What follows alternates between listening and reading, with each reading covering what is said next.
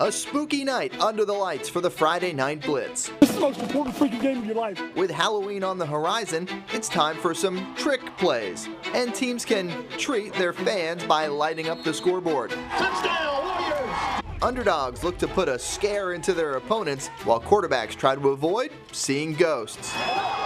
So put on a mask. Put the mask on or make sure you're distant. A different mask. And settle in. Let's go! For the Friday Night Blitz. This is Action Sports Jack's Friday Night Blitz. Don't hit him, don't hit him! Run out of bounds around the 32-yard line. Well, rivalry games just hit different sometimes. Battle for Clay County supremacy on the line. More from that game coming up pretty soon. Oh, it's a nice night for a fire outside here in Jacksonville. I don't know.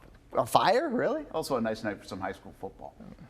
It's a little chilly at times. I don't know if it's fireplace weather. It's fire pit weather. All right. Hey, this is it for some. The final week of the regular season. Hello and welcome to the Friday Night Blitz. Brent Martineau and Stuart Weber. Yeah, playoffs get rolling with the play-in games next week, but let's talk about tonight, shall we? Lots of good matchups all across the area. We got a full show, which includes a look at the aforementioned playoff matchups. Still some bragging rights on the line, including some really good games there across the area tonight. Our latest sports star tomorrow roams the backyard as a key part of the Lee defense. And don't forget about the band. We'll feature another school in just a bit. But we start with the game of the week. Take it away, Weber. All right, game of the week going to take us all the way down to Clay County, where the undefeated Clay Blue Devils hosting 6-1 Ridgeview. Great start for the Panthers this season. Clay already leading 14-7, second quarter. Trey Griner going up top to Demarion Foster. He brings it down between two defenders. Touchdown, Blue Devils. They go up 14. Ridgeview backed up on the next possession. They make a mistake in the worst way. Fumble. Isaiah Butler comes up with a scoop and score. Clay defense makes it 29-7. More fireworks in the first half. Aquarius Ray dropping gears on the defense. Fourth gear, fifth gear, sixth gear. He's gone, takes it off to the races. That's about 60 yards down the sideline. It is all Clay at that point. Panthers, well, they're trying to stop the bleeding in the first half. Spencer Calise getting Ridgeview on the right side of the scoreboard, but it's too little, too late. Ridgeview would score in the second half as well, but they cannot slow down the Blue Devils. Clay High undefeated, 7-0. They win 63-27.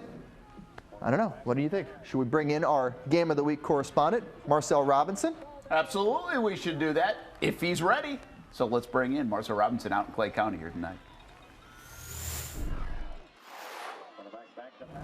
Okay, so I didn't bring you any thrilling comeback victories or any type of drama in terms of my Game of the Week predictions, but I did get you a district champion and the only undefeated team in Clay County. That's right, the Clay County Blue Devils took care of business tonight against the Ridgeview Panthers. The big talk coming in was the 6-0 undefeated Clay Blue Devils against the 6-1 Ridgeview Panthers. Well, everything happens between the white lines, and to be frank, the 6-0 team looked like a 6-0 team, and the 6-1 team looked more like a 1-6 team. Obviously, all the credit goes to the Clay Blue Devils and their athletic performance tonight. All the fireworks came in the second quarter, and you can bet their head coach is ecstatic about that. It's amazing. You know, we got a group of kids that came together as a team. You know, they believed in me, they believed in this coaching staff, they believed in each other, and they're executing at a high level. Really good kids. I couldn't be more blessed to be their football coach tonight. Now keep in mind, this team was 1-9 last year, just one win on the entire season. What a complete turnaround. And they've got a big test coming up next week. They take on the Oak Leaf Knights. When we asked Coach Kennard about that, he said one thing: bring it on. We'll be ready. At Clay High School, MARCEL Robinson, Action Sports Jacks.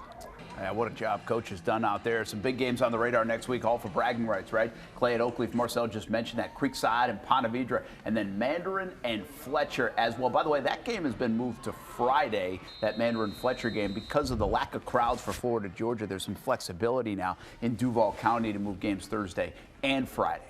Yeah, weird week for the schedule. Some teams actually starting the playoffs next week, but we'll get to that a little later on in the show. Yeah, more games tonight, including Sandalwood at Bartram Trail. Bartram with Santino Marucci and a couple of really good running backs on this play. Number 11 says, you guys take this one off. I got it. Touchdown, home team down there. Saints coming back. Chris Calhoun, he plays quarterback for Sandalwood, and he's not afraid to throw it. High arcing deep ball to Lindale Oliver, and he's got it on the far side of the football field. sets up Sandalwood. Calhoun would do the rest. A few plays later, gets a touchdown. But in the end, Bartram Trail wins 28-13.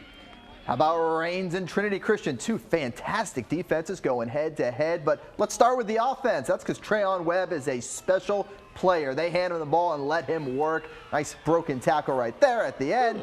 In for the score. But then comes that defense. Carlton Butler, under heavy pressure from Jonathan Gooder, somehow gets rid of it. Wow. Fernando Porter catches it, but Harold Stubbs there to lay him out. Still a great play. Yeah, great play. Usually you don't want them to throw that ball. Vikings defense, big plays too. Ja'Cory Jordan trying to get extra yards. Ball's jarred loose. Rashad Hall there to recover for Rains. 2 plays later, though, oh, they're going to give it right back. Where's the ball? Trinity's got it. Christian Ellis there to pick it up in the backfield for the Conquerors. It is another shutout for Trinity. That defense is something special. They win 21-0 over the Rains Vikings. They've allowed 6 points in the last 3 weeks combined. Is that good? That's good. It's not bad. Hey, new this year, we want you to vote on our Air Engineers Coolest Fans of the Week. So go to online, actionnewsjacks.com/vote right now. Make your pick, and we will feature the winner later tonight in the show. Is it Mandarin? Is it Lee? Is it Episcopal? Who will be the coolest fans of the week? Well, that's up to you. Go vote actionnewsjacks.com/vote. So let's show you some of the action. Ed White at the Corral tonight to face Mandarin. They got a good win over Sandalwood last week. Mustangs already on their way. It's 13-0 when Trey Lawrence goes up top to Tristan Riley. Touchdown, home team, and a 20-point lead. Here come the Mustangs late in the season, right? Later in the second quarter, another nice pass from Lawrence. This one snagged by Devon Lewis. One of those two. I'll go with Devon. I got to ask Coach Ramsey, is it Devon or Devon? But I think it's Devon. Mandarin's getting hot at the right time. 34-12. They get the W over Ed White. They get the win. They're also leading the vote. So Lee and Episcopal, let's get after it. Generals taking on Gainesville High at the backyard. We're going to start with the visitors from out in Alachua County. Quarterback Brent King looking left. Uh-oh. I guess we're not starting with the visitors. Jaheim Singletary finds the ball. Nice interception inside the 10. He goes. Next play, Generals offense doesn't wait long. Kale Zara finds his running back, chucks it. Dayon Rawls makes the catch for 6. Lee takes the lead 13-0 at that point. Hurricanes back on the field. King can't find anybody, tries to make a run and taken down by 3 General defenders. They get it done. Lee, fantastic defense there too, by the way. 29-3 your final score. More in that league defense and one of their standouts a little bit later on in the show. Yeah, now here's the student section who knows how to stand out. Episcopal cheering on the Golden Eagles Saints. They host. Pax, you got every color there in the rainbow, right? Yeah, we're really going for it. First touchdown of the night. All the Eagles needed it. 1 yard, and Hershot JC gets it 7-0 Episcopal. Here comes touchdown number 2 for the Eagles. JC gets the ball again. Paxton defense never saw him coming. 21-6 at halftime. And guess what happens here? Touchdown number 3 for the Golden Eagles. Episcopal on their 2-yard line and, well, on the opposing 2-yard line. They get it 28-9 in the third quarter. At that time, Episcopal goes on to win. Hey, we have more games coming up, including a really good finish. Baldwin and Yulee matching up. Indians try to rally for a W. That is on the way. And let's say hey to a beautiful night for football. Just gorgeous all over the place, including North Florida Educational Institute, where the moon was nice and bright and maybe a little distracting. We'll explain that coming up here in just a bit. New field. We're West Nassau, and this is the Friday Night Blitz, baby. Love you, mama. You're watching Action Sports Jax Friday Night Blitz. Well, a reminder, we have a vote going for our coolest fans of the week. You only have a couple more minutes before we reveal the winner. Go to actionnewsjacks.com/vote to pick your favorite. I love that move every week. Lee Episcopal. I hate it. You hate it? Well, it's all right. I'm doing my best Vanna White Vanna, impersonation. very good. That's signaling where it is. Very game show-esque. How about we just get to more games? It is a show for games. True. So is this a game show? Yeah, welcome back to the Friday Night Blitz. All right, how about it? Let's Your go. hosts. North Florida Educational Institute taking on Fernandina Beach. Brent, look at that moon. That is a good moon. It caught my eye. Unfortunately, it did so as the Eagles were blocking a punt. Oh no, you gotta wait for the camera, guys. No, it's the big man, Trevon Balcom, with the scoop and score a touchdown as I was looking at the moon. Yeah, you got a beauty shot, though. Yeah, I know. NFEI goes for 2. Joshua Ely to Troy Edwards, who is an eligible receiver despite the head tap celebration. That's normally an ineligible receiver. I don't know. Pirates looking to get back to even on the scoreboard. Chris Turner airing it out. Raymond Branch was not his intended target. He eventually fumbles the ball, but his teammates are there to back him up and pick it up. So NFEI takes over. Home team drives it down to the doorstep. Yulee takes it himself and in for another 6. And then sure enough, Yulee, where are you going to go? In the end zone, little red zone here. You go right back to big number 11. Edwards, a 6'4" sophomore. Wow. Not a bad target in the red zone. And I've been told that's the sign you make when you dunked on somebody. Ah. The kids these days. How about that? I did not know that. So while I was there, NFEI, I gotta get cooler, NFEI went up 16-0 while I was there. Fernandina Beach scores 49 unanswered. The sun about to set on this football season here in Jacksonville. That is poetic right there. They didn't score a touchdown when that happened, did they? No, Fleming Island at Atlantic Coast. He did score a touchdown here. Timothy Thomas wears number 5. He got 6. Fleming Island on the road jumps out to a 21-0 lead in the second quarter. Golden Eagles playing some defense as well. Atlantic Coast Ridge Jacobs throwing, and Daryl Nesmith is right there, but he plays for the other team. Picks it off, the senior with a big play for the Golden Eagles. Stingrays got stingy on defense. After that, they're just trying to keep Fleming out of the end zone, and Rontavian Scott gets in the backfield for the sack before the ball can be released. Then Fleming Island lines up for a field goal right before halftime. Okay. How long? 47 yards. No, it's a fake. Ooh. Fake. Can't fake out Jatarvis Fryer. Oh, the trick doesn't work. Nah, it spoils the trick play on Halloween It's a treat for weekend. Atlantic Coast. Fleming Island would get it done again, 35-14. They win. Creekside Nuts hosting a good Gainesville BUCHHOLZ team in St. Johns County, 21-0. The Bobcats jumped out in front. Here comes Creekside, finally getting something going. Daniel Plumber dumps it to Maxwell Robinson. Maxwell trying to take it to the house, Weber. Woo. Get it? I like that. Yeah. He's got some drip. Coffee me up. Big gainer, but you get tripped up. All Preston Strope does is score touchdowns. I think he has 1 million this season, like give or take 1 or 2. He feels like he scores a bunch. It's now a 21-7 game. BUCHHOLZ answers. Quindarius Smith. He's number 3. And he gets past the first level, and there's only green grass the rest of the way. That's a long touchdown the other way for the visiting team. It's back up to a 28-7 lead. Let's show one more big play in this one. Why not? Okay. Creekside back and forth. They're trying to hang around, stay in it. Next possession, Plummer to Jack Goodrich.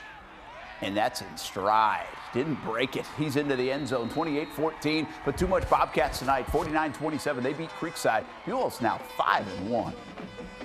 Englewood home tonight. Matanzas on the schedule this evening. Here come the Pirates. Fun fact, it's the closest school to being in our viewing area, but not actually in our viewing area. Matanzas running back Aaron Roberson able to take it into the end zone early. What I'm saying is they might still be watching. I was going to say, why are you showing them That's the point here. Well, they're probably watching. Rams defense makes a play later in the first. Noah Cundiff looking for extra yards. Instead, well, he fumbled. Reginald Treadwell and Brian Hernandez all over it for the recovery. That was so fun. Let's try it again. This time it looks like Matanzas is going to score. However, it's a fumble, and I believe it's Julio Valcarcel who comes up with it. Kind of hard to say in the big scrum there. Defense wouldn't be able to hold on the entire game, though. Ethan DiTilio rolls right for the Pirates, eventually finds Tate Weinkoff wide open for 6. All Matanzas 41-6, the final score as they get the victory over Englewood. All season long, we have been featuring local student athletes with our Sports Stars of Tomorrow segment. Players poised to make it big at the next level, like Jalen Smith out of Mandarin. Today, we go to the defensive side of the ball, and one of the guys who is leading a stout Lee General squad, that's Diedrich Smith.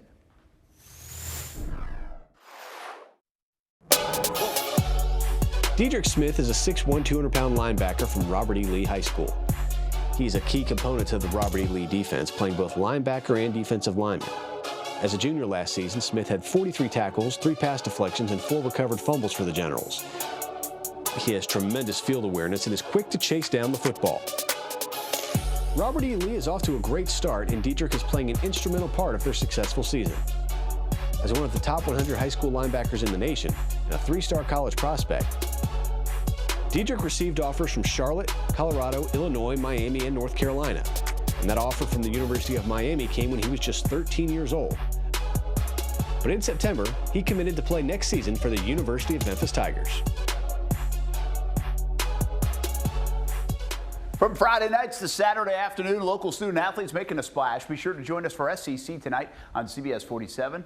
That is 7 o'clock tomorrow, right after the LSU-Auburn matchup. And we want to highlight some of the stars of the high school scene that are now playing on campus. Send us your Action Sports Jacks on campus nominees to sports@actionnewsjacks.com. All right, let's check it out. Get back to the games. Fly on over to Nassau County as the Yulee Hornets played host to Baldwin Indians. A chance to run the table in the regular season. Got to beat Yulee to do it. Good start for Baldwin.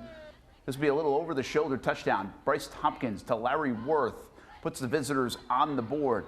Pick it up in the third, 14-10 Baldwin, but a big play for the Hornets. Justice Pope to Zach Drawdy, and Yulee into the lead. 17-14 at that point. Baldwin would get a safety to cut the lead to 1, and then here's the game winner in the fourth. Tompkins again to Armali Dubois. Indians stay unbeaten. What a nice win, 22-17 over Yulee. Out at Menendez, you got the Falcons taking on Orange Park in a nice St. John's Clay matchup. Early going, give this guy his crown. It's King Benford. Specializes in that QB run up the middle for a touchdown. Does it every single week. 7-0 home team. Still first quarter, a little closer to the end zone this time, but it's the exact same result. Benford for 6. This game goes all the way down to the wire, and the Menendez Falcons able to beat the Raiders of Orange Park 35-32. What a nice win for Menendez as they get it done. You want to talk about nice wins? Columbia has yet to experience that this year. 0-5, taking on North Miami Beach, but Bronson Tillotson to Marcus Peterson, touchdown Tigers. A little later on, Tillotson to Jaden Williams, another touchdown. Now, Columbia was trailing late in this game by double digits. They come back and get the win, 35-34. All the North Miami Beach fans here in Jacksonville, they are sad. They're upset because their team lost to Columbia.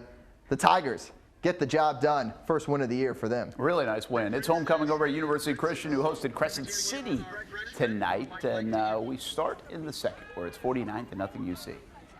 Yep, 49-0 UC. Crescent City looking for their first touchdown. That's Here it is. Super game of dodge a defender by running back Nakeem Scott. And he dodged them all. They also dodged the extra point. They missed it 49-6, fighting Christians. Hey. But the Christians won't stand for that. No, Here they comes won't. the kick, and there goes Oral Gray. He runs, he hurdles, and keeps running, and he will go all the way, 56-6. Crescent City would be back in the red zone a little bit later after this. And Scott again hands it off to the running back. Running back loses the football. Scott picks it up, drops it, picks it up again, and tries to make it into the end zone. Just comes up short. They would get 6 on the very next play. 69-22. University Christian gets it done. All right, so we're going to start talking about playoffs.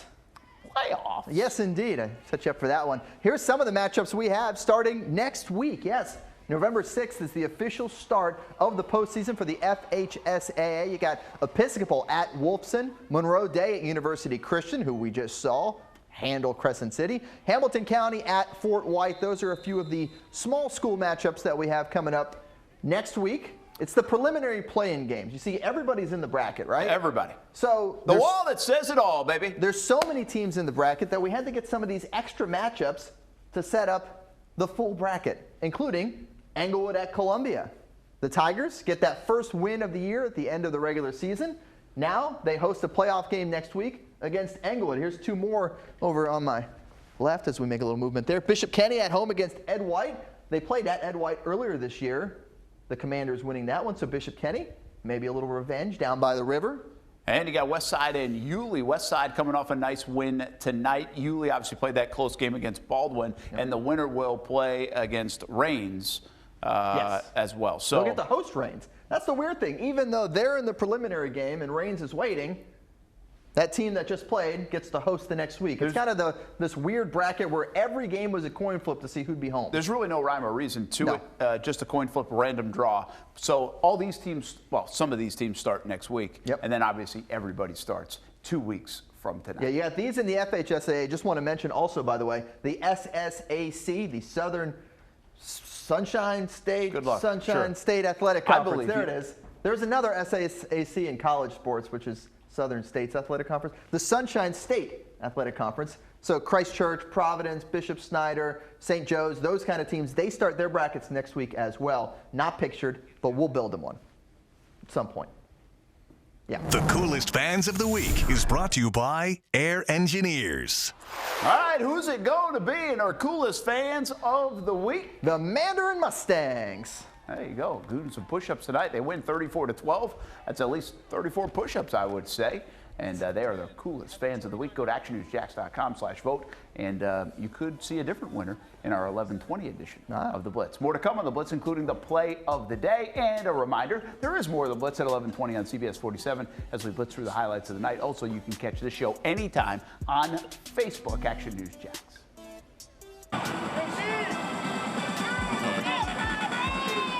And we're saying hey to Matanzas again.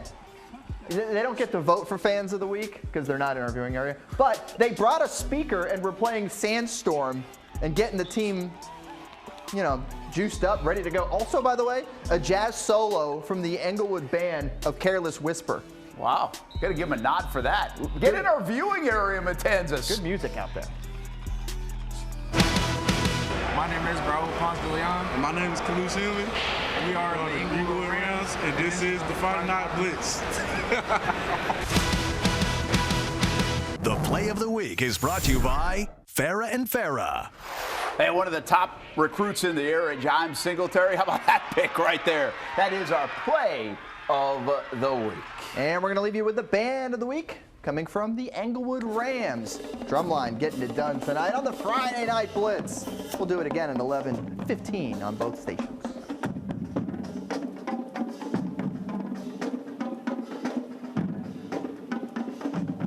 Action Sports Jax Primetime, Saturday at 10:30 on Fox 30.